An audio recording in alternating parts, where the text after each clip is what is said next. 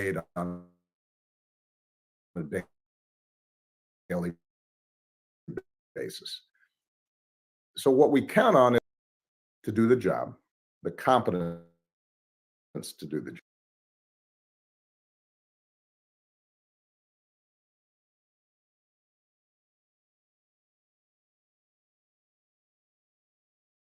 On is, do they see us? Is this somebody who understands how I live and what my hopes and dreams and aspirations are? And Kamala Harris does. You know, she grew up middle class. She went to an HBCU.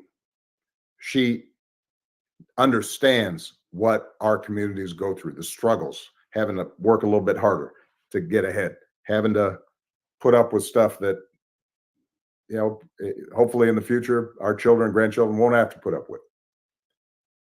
And in contrast, Donald Trump has shown utter disrespect and disregard for our communities and for Black men specifically throughout his career.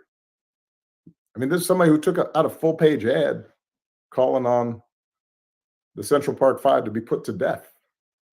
Somebody whose family made money not renting to Black people and was taken to court by the government because they didn't want to rent to Black people.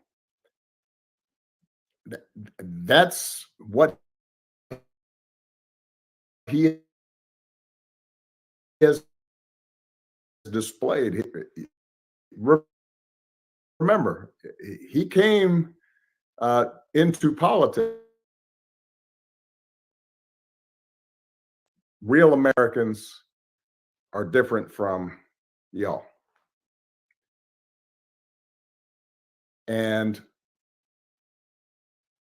the one thing I know is that you can't have somebody representing you who doesn't see you and respect you and is not going to have your experience, your concerns in mind as they're making these decisions. So, look, bottom line is, if over the next few days, and we only have a few days left, you are reaching out to people who are suggesting that this doesn't matter, or heaven forbid, are thinking that somehow Donald Trump has the answers to what ails our communities, it's going to be your task to educate them.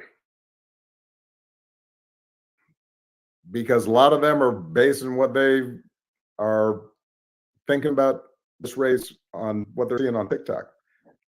And I don't have to reach them. Even if they like me, they hear what I've got. Man, his life is so different that he can't relate to where I'm at.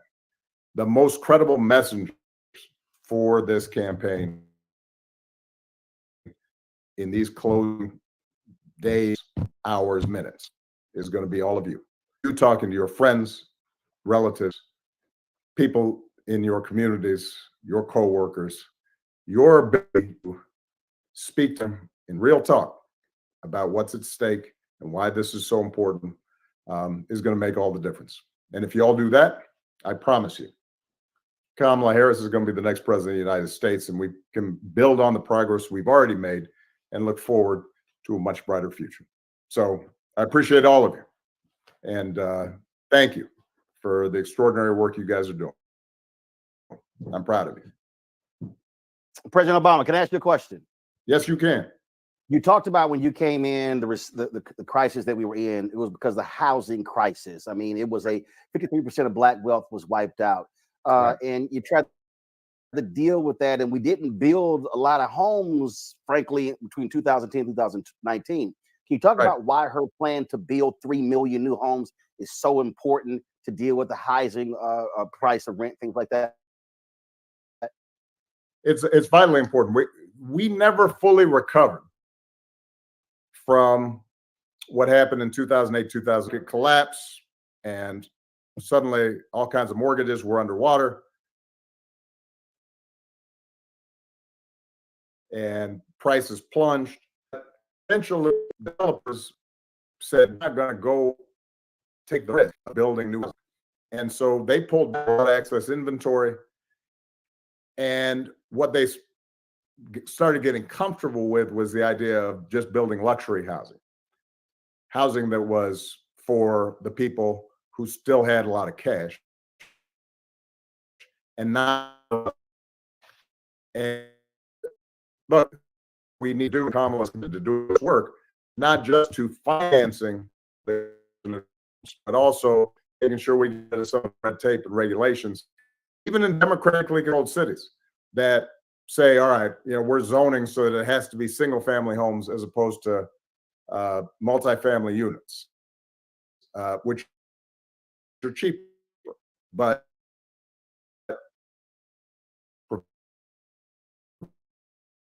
provide people the ability to get a foothold into the housing market.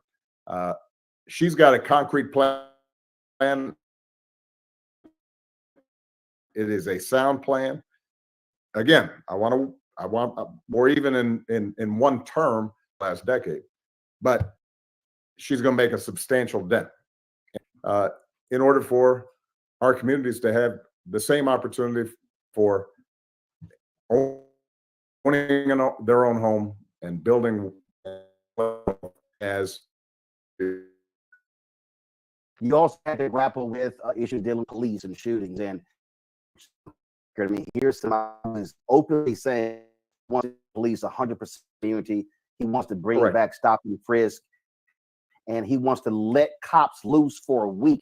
He said probably be dangerous to any black man out there, whether you are low income, working class, middle class, upper income. That's scary. Well,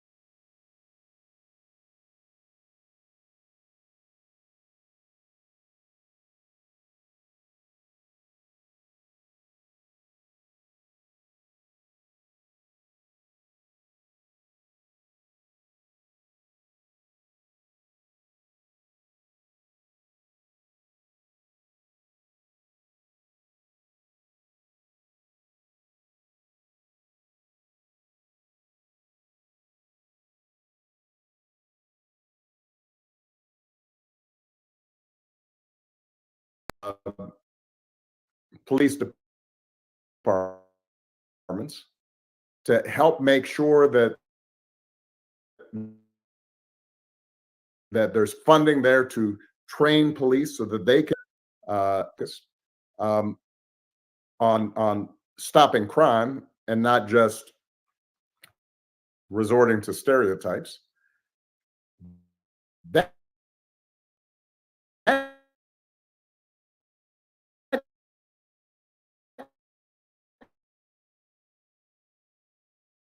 can be done. but it's sure not going to be done by Donald Trump. It's going to be done by somebody like Kamala Harris, who has that our criminal justice system works best and our communities are safest when people can reliably count on making sure that the criminal justice system is not subject to any kind of racial bias, and that's a big task. We're not going to do it.